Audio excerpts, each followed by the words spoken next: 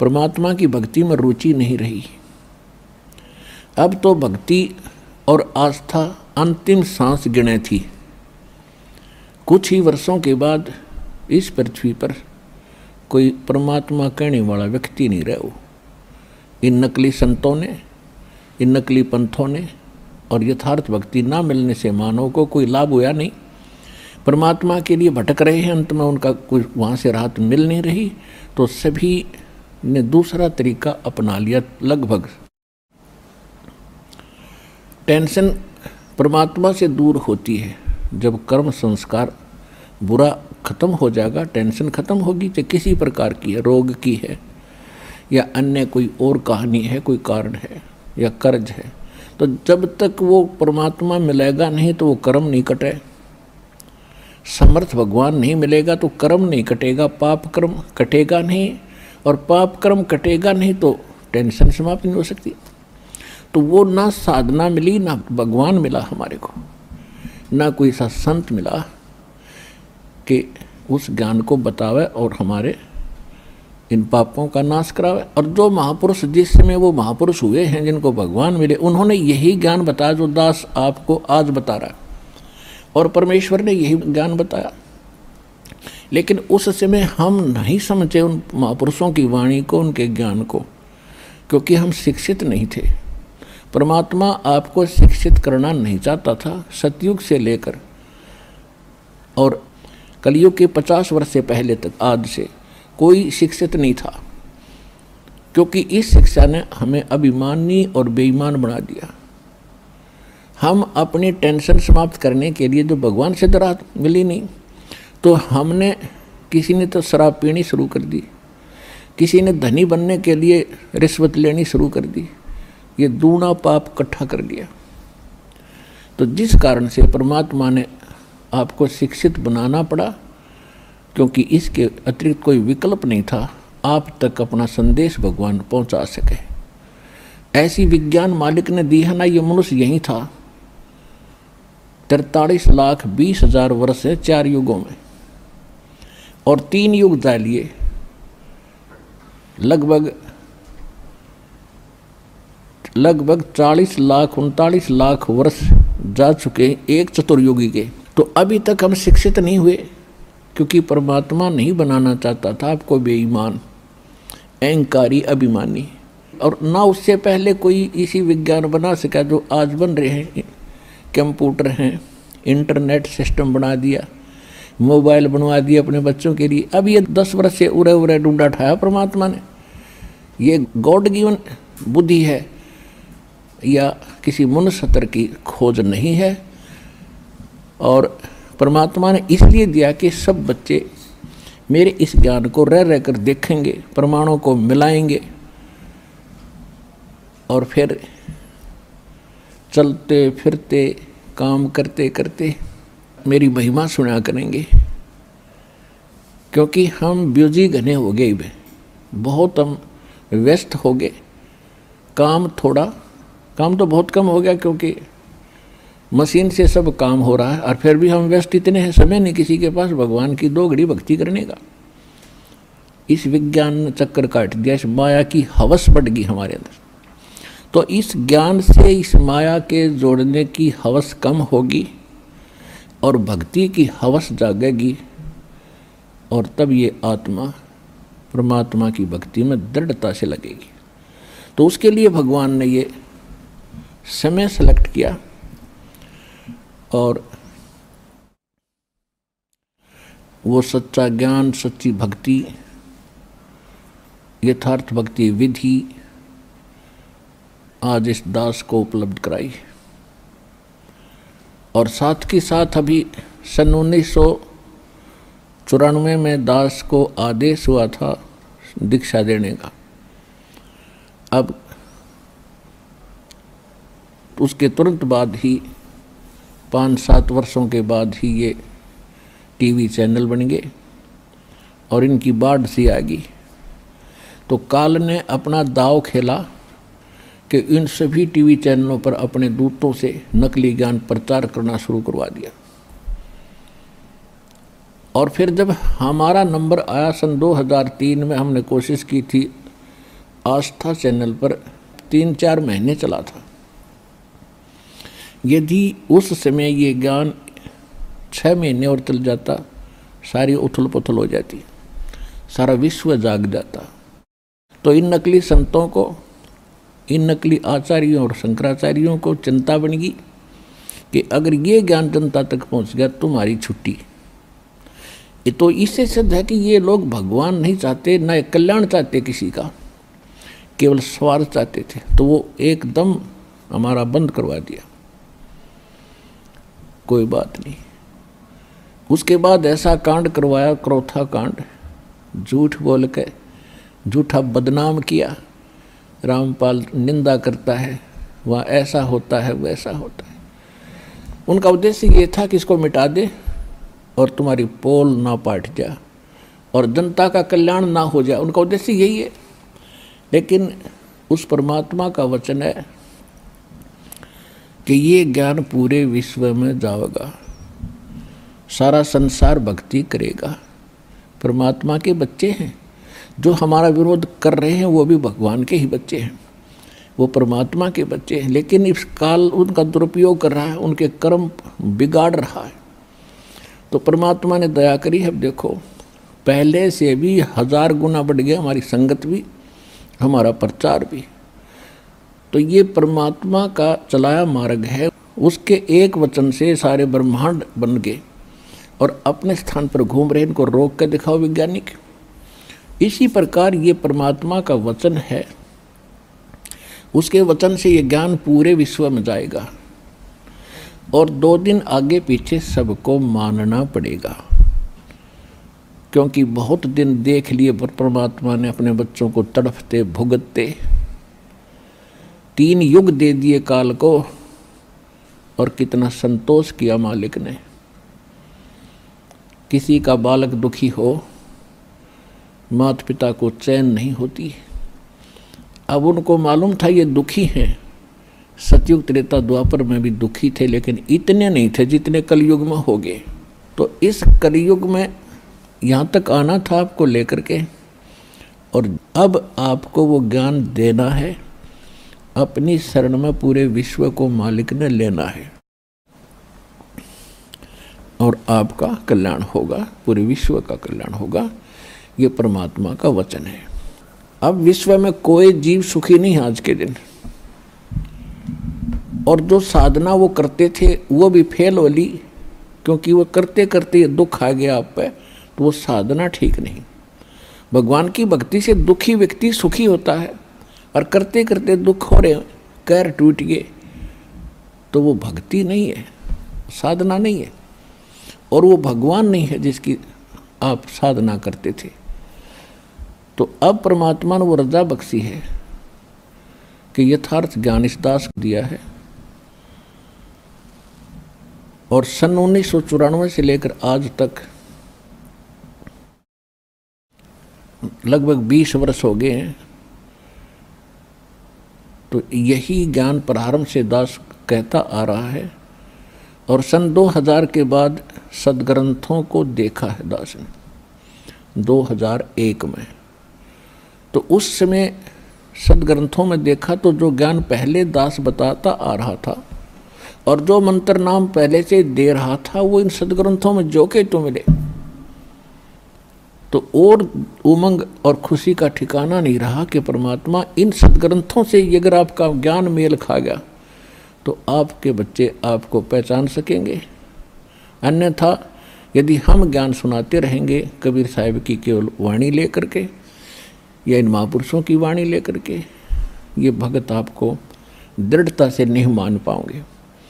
फिर ऐसा ज्ञान दिखाया दाता ने, सारे वेद गवाह, सारे सदग्रंथ परमात्मा बता रहे हैं Kabir is God, Kabir is God. कौन कबीर? वो धाणक कबीर, दुल्हा कबीर, जो काशी के अंदर 120 वर्ष रहे, अपना ज्ञान प्रचार भी करते थे, सारे ब्रह्मांडों का संचालन उस झोंपड़ी में बैठकर करते थे और हमें ज्ञान भी देते थे। वो प्रत्येक युग में ऐसी लीला करते ही करते। तो अब परमात्मा ने इस काल से कहा था प्रथम सतयुग के अंदर जब परमेश्वर ने देखा कि सब जीव दुखी हो गए, हाहाकार मचा है, हम जब से इसके काल के लोक में आए हैं, हम उस सुख को भूल नहीं पा रहे जो हम छोड़ कर आए थे। लेकिन हमें वो पता नहीं वो है कहाँ। इसने इतनी भूल डाल दी कि वो है कहाँ। वो सुख हम यही खोज रहे हैं, इस नमक की बोरी में, इस नमक की मंडी में हम बूरा का टेस्ट खोज रहे हैं। और बूरा और नमक की एक जैसी शक्ल होती है, देखने में एक जैसा होता है, लेकिन उसके टेस्ट में दिन और रात का अंतर होता है। तो ये काल भी भगवान है यहाँ का। यहाँ की व्यवस्था हम देखते हैं, जैसे दिन रात बन रहे हैं, शीतल हवा चल रही है, फलदार वृक्ष है और जमीन में पानी, बड़ा सुंदर जल है, मीठा है। ये सुविधाएं देखते हैं हम तो हमें लगता है कि ये बिल्कुल भगवान है जिसने हमारी इतनी चिंता है, कितने अच्छे फल फ्रूट दे रखे हैं, अपने आप उगे हैं ये। तो ये है नमक की बोरी का टेस्ट, यहाँ की जो सुख हमें दिखाई देती है। और जब हम सतलोक के उस व्यवस्था को देखेंगे, वहाँ के सब फल और उनकी टेस्ट को देखेंगे, तो ये नमक जैसा लगेगा हमारे को। तो ये सुख वहाँ है जिसको हम खोज रहे हैं। दूसरा सुख वहाँ क्या है? वहाँ जरा और मरण नहीं है। जरा माने वृद्धावस्था और मरण मीन मृत्यु। वहाँ जन्म और मृत्यु, बुढ़ापा और मृत्यु नहीं है। एक बार जन्म अवश्य होगा वहाँ जा कर के आपका, यानी जैसे यहाँ हुआ है ऐसे वहाँ भी होगा, और फिर आपका परिवार बनता चला जाएगा। अब जैसे कैसे अच्छे लगते हैं माता पिता, भाई बहन, रिलेटिव, नाती पोते पोती, दोता दोती, और कितने अच्छे लगते हैं, कितना प्यार है आपका।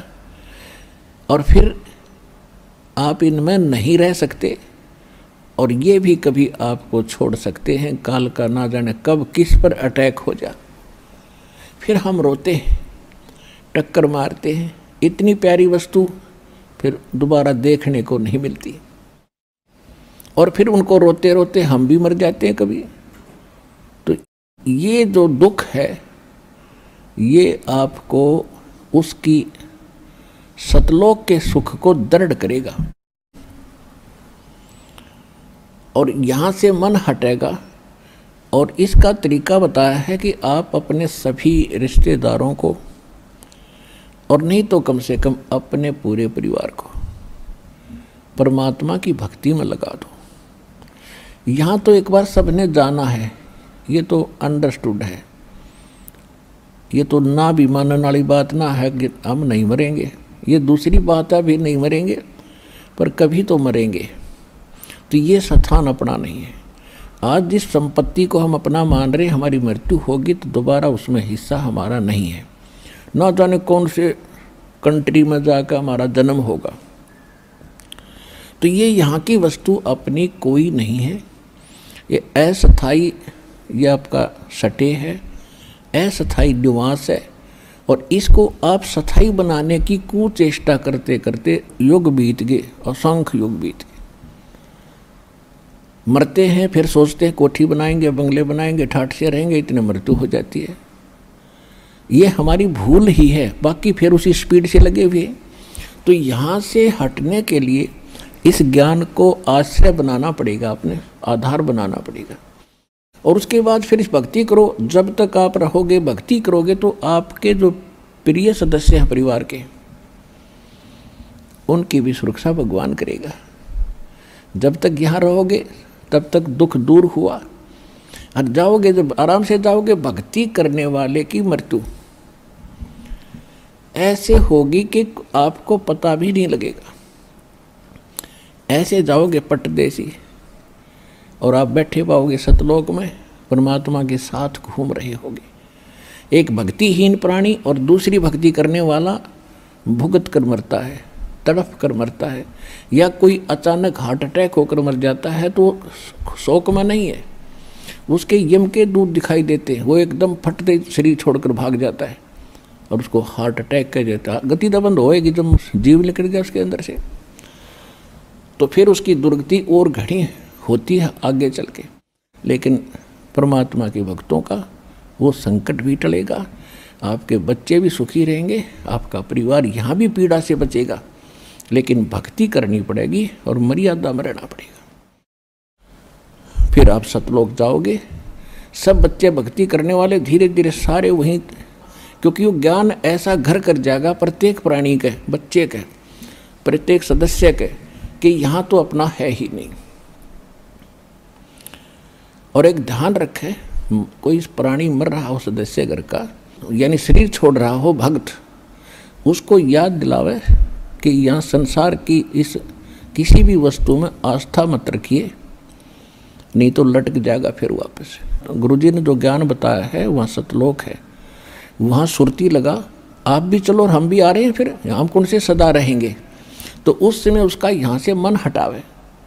अब पहले क्या करते थे, जब वो मरने लगता उसे पूछते तुझे कौन याद आता है, वो कभी कहता मुझे फलाना पोता याद आता, उसके दर्शन करा दो फिर मरूंगा। वो पोते ने बुला लेते हैं, फिर वो मर जाता है। यानी वो आस्था फिर वहीं रहेगी, वापस वहीं आकर उस पोते का मनमाना भैंस बन कर खड़ा हो जा, या कुत्ता बन कर गली में आकर बैठ जाएगा उस पोते के, और पोता मारेगा सिर में लठ फिर। तो ये बात आपने याद रखनी पड़ेगी। ठीक है, जब तक आपका संस्कार है प्यार से रहो, और इनको भी भगवान के बच्चे जानकर उनकी सेवा करो, अच्छा मार्गदर्शन करो, प्यार से रखो, बुराइयों से बचाओ और भक्ति पर लगाओ। ये आपका परम कर्तव्य बनता है। अब जो प्रसंग चल रहा है कि काल भगवान ने परमात्मा से एक वचन लिया था। परमात्मा ने जब देखा कि यहाँ जीव गणे दुखी हो गए, किसी की टांग कट रही है, किसी की माँ मर गई, किसी का पिता मर गया, कोई किसी कष्ट से दुखी है, कोई किसी कष्ट से दुखी है, कोई गधा बन गया, कोई कुत्ता बना दिया। ये परमात्मा को आपकी जो पुकार वहाँ मालिक के चरणों में पहुँची, हाहाकार मची।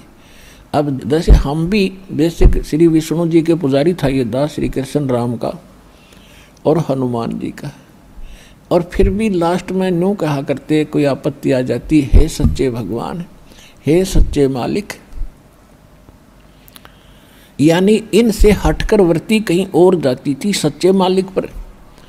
हम उसको अब पता चला, ये सत साहिब जिसे कहते हैं यही है वो सच्चा मालिक, यानी रियल गॉड, वास्तव में परमात्मा। अब पता चला वो सच्चा मालिक कौन है, और वही सब दुख निवारण करने वाला है। तो उस सच्चे मालिक ने हमारी पुकार सुनी। तो परमात्मा प्रथम बार जब इस काल की सृष्टि में आए, तब इस काल भगवान ने परमात्मा से विवाद किया था, क्योंकि परमेश्वर अपने पुत्र जोगजीत के रूप में थे। तो उसने, काल ने ये सोचा कि ये जोगजीत आया है तो परमात्मा का कोई संदेश लाया होगा। ये यहाँ का जो भगवान है परमेश्वर से बहुत डरता है, कबीर भगवान से, उस सच्चे मालिक से। जैसे गरीबदास साहिब जी ने अपनी वाणी में कहा है कि काल डरे करतार से, जय जय जय जगदीश, और जोरा जोड़ी झाड़ता पग रद डारे शीस। तो ये उस परमात्मा से बहुत डरता है। अब उसको ये पता लगा कि जोगजीत मेरे लोक में आया है तो कोई बात विशेष है। तो उसने पहले कारण पूछा कि जोगजीत, आपने मुझे वहाँ से निकाला था, आप सृष्टि रचना में पढ़ते हो, परमात्मा ने जोगजीत के रूप में आकर इसको वहाँ से 21 ब्रह्मांड सहित अपने सतलोक से निष्कासित किया था। तो इस कारण से उसने इस बात को दुख हुआ कि तू मेरे लोक में क्यों आया, जब तूने अपने लोक से हमें भगा दिया था अब तू मेरे लोक में कैसे आया? ये तो मैंने तप करके ले रखा, तेरा इसमें कोई रोल नहीं। इस चीज से बहुत दुखी हुआ वो। कौन? काल। फिर उसने सोचा कि ये कोई संदेश लाया होगा, पहले वो पूछ लेता हूं, फिर इसके साथ मैं युद्ध करूंगा, इसको पीटूंगा। तो परमात्मा जोगजीत रूप में खड़े थे, उन्होंने कहा कि सुन ले काल, परमात्मा का संदेश सुन ले तू। आपने ऐसा जुल्म कर दिया है, परमात्मा की आत्माओं का क्या हाल कर रखा है, हाहाकार मचा रखी, समय पर इनको टूक नहीं, और कैसी इनकी स्थिति कर रखी है, ना कोई इनकी सुरक्षा है, कोई किसी की माता मर गई, किसी का पिता मर रहा है, कोई पशु बना दिया, कोई कुत्ता बना रखा है। ये हालत भगवान से देखी नहीं गई, इसलिए मैं आया हूँ और सुन ले उसका संदेश। मैं नीचे जाऊँगा सारे ब्रह्मांडों के अंदर और तेरी पोल खोल लूँगा, तेरा पर्दा फाश करूँगा। तू भगवान नहीं है, ये काल है, ये तुम्हें खाने के लिए यहाँ रोके हुए हैं। और सारी तेरी कहानी बताऊँगा, परमात्मा की सच्ची कथा सुनाकर, सृष्टि रचना सुनाकर के उनको दृढ़ता फैलाऊँगा, और सच्चा नाम मेरे पास है, परमात्मा ने दिया, वो नाम सुनाऊँगा। उसके भक्ति करके वो सीधे वापस वहाँ चले जाएंगे जहाँ से वो आए थे। अब इस बात को सुन के उस ज्योति निरंजन काल के को बड़ा दुख हुआ और इतना गुस्सा आ गया कि इस जोगजीत ने अभी ख़त्म कर दूं, नहीं हो तो मेरा नाश करेगा, उजाड़ देगा मेरे को। यदि नीचे के प्राणियों को परमात्मा का ज्ञान हो गया तो ये सब भाग जाएंगे और तू यहाँ अकेला रह जाएगा और तेरा बाग उजड़ जाएगा, तेरी खेती खत्म हो जाएगी। ये तो हमने खेती बना के पाल रहा है, सत्कर मान लियो आपको। ये कोई दास की अपनी मन गढ़ंत कहानी नहीं है, ये गॉड गिवन स्पिरिचुअल नॉलेज है। खुद परमात्मा ने आके बताया है कि तुम यहाँ जन्म मृत्यु में क्यों दुखी हो, कि इसको 1 लाख मानव शरीरधारी प्राणी नथ खाने पड़ते हैं, और जिस कारण से यो आपको यहाँ पाले हुए हैं, जैसे कसाई बकरे पालता है।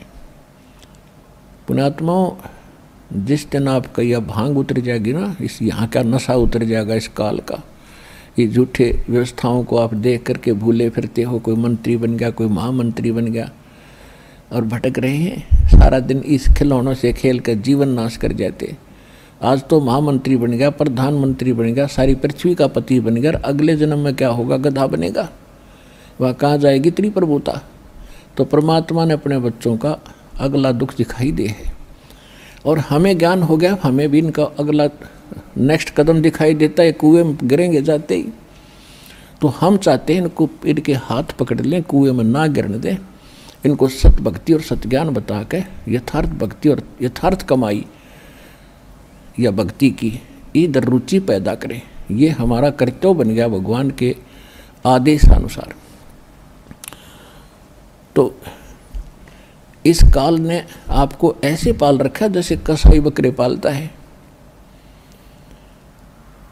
अब आप देखते हो कसाई के बकरों को, बकरे और बकरी नर मादा दोनों इकट्ठे छोड़ देता है, एक बड़ा हा चरागाह बना देता है, खेत घास फूस झाड़वों जड़ों वाला, और उसके चारों तरफ बाड़ लगा देता है, एक शेड बनाता है, एक झोंपड़ी उनके लिए गर्मी सर्दी से बचाने के लिए, और एक सरोवर बना देता है, तालाब वहाँ पर उनके पानी पीने के लिए, वहाँ चरते हैं, पानी पीते हैं, गर्मी सर्दी से बचने के लिए वृक्षों के नीचे या शेड के नीचे आ जाते हैं।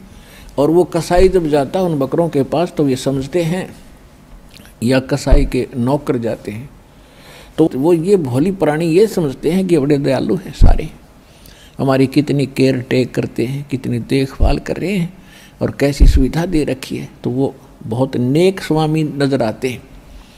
लेकिन जब उसको ज़रूरत पड़ती है कसाई को, वो निकलवा लेता है, 10 चाहिए 20 चाहिए उनमें तो, उसमें ना देखता किसी का बेटा आ रहा है, किसी की माँ आ गई है, या पूरा परिवार ही क्यों ना आ गया हो, बेशक आ जाओ। कसाई किसे कहते हैं?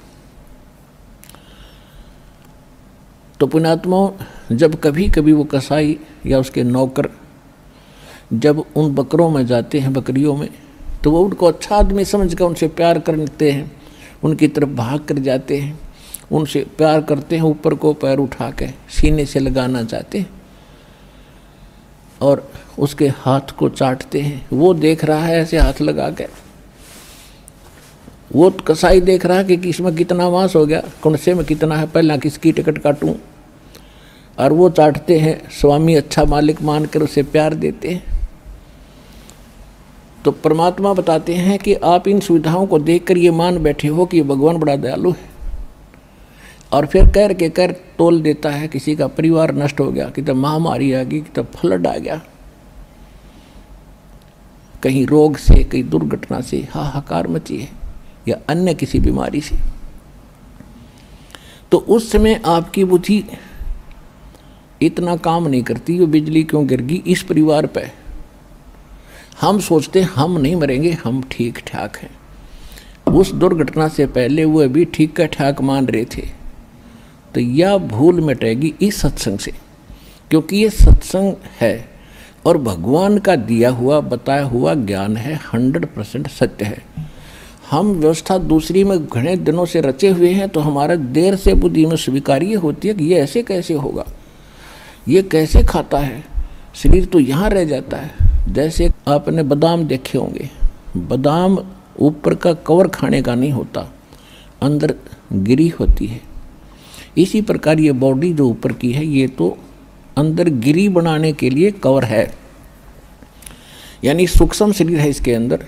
उसके अंदर हम सारे जीवन में जो खाते हैं, पीते हैं और जो भी व्यसन करते हैं, उन सब का अंश उस सूक्ष्म शरीर में लिप्त हो जाता है। शेष तो बॉडी इस स्थूल शरीर के पालन पोषण में लग जाता है और कुछ उसके अंदर समा जाता है। जैसे आप देखते हो ओका, बीड़ी और शराब, ये भुक्की और ये अफीम, ये खान की चीज़ है और सबसे ज़्यादा सबके घर में पहुंच गई है। कलयुग में शायद ही कोई व्यक्ति बचा हो, व्यक्ति बचा है तो घर नहीं बचा है। तो ये क्यों खा रहे हैं? क्योंकि ये मन है, इसने अपना एजेंट छोड़ रखा है, काल का दूत है ये दूसरा रूप काल का समझो। और ये चाहता है कि ज़्यादा टेस्ट ये खाए, हुक्का पाड़े, तम्बाकू पीवे, खावे, इसका उतना ही अंश उसमें जाएगा सूक्ष्म शरीर में। और फिर उनको भून कर एक तपतशिला बहुत बड़ी तई सी है पत्थर की, उस पर डाल देता है 1 लाख प्राणियों को, सूक्ष्म शरीर को। ये स्थूल शरीर यहाँ रह जाता है। इसके हम अंतिम संस्कार में लगे रहते हैं, कभी इसका पिंड भरवाते हैं, कभी गंगा में डलवाते हैं, कभी तेरहमी करते हैं, और वो तपस्या भुना जा रहा होता है। तो फिर उसमें से जो गंध निकलता है, उन सूक्ष्म शरीर को भून के, जीव मरता नहीं सूक्ष्म शरीर में, लेकिन दुख घना होता है, उसको ये काल खाता है, जिस कारण से आपको यहाँ ये पाले बैठा, रोके बैठे।